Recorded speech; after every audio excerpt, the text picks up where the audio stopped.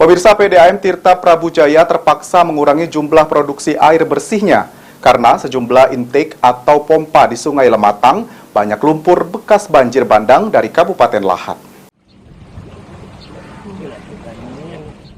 Intake PDAM Tirta Prabujaya yang berada di aliran Sungai Lematang, Kelurahan Payu Putat, Kecamatan Prabu Mulih Barat, kondisinya banyak tumpukan material berupa pohon hingga sampah rumah tangga yang tersangkut di area intake PDAM.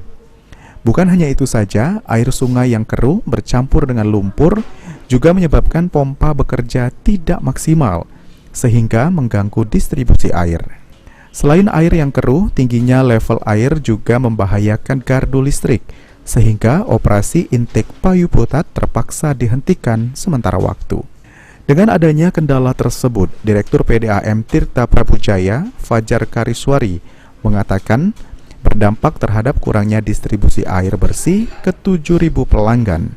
Fajar Kariswari menambahkan, intake di Desa Tanjung dalam Sungai Medang juga mengalami hal yang sama. Bahkan Sabtu lalu, PDAM menghentikan operasi karena tingkat kekeruhan di atas ambang batas normal, dan namun kini sudah kembali normal.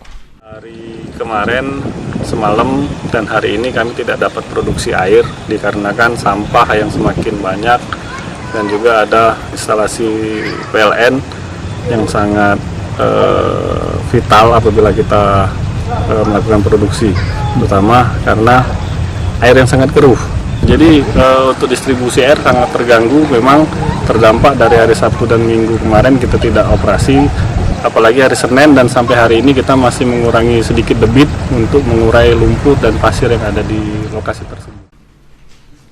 Agar operasional intake kembali normal, pihaknya akan mengerahkan personil untuk membersihkan sampah yang menumpuk, dan PDAM Tirta Prabujaya juga akan meminta Dewan Pengawas memberikan personil tambahan dan juga peralatan.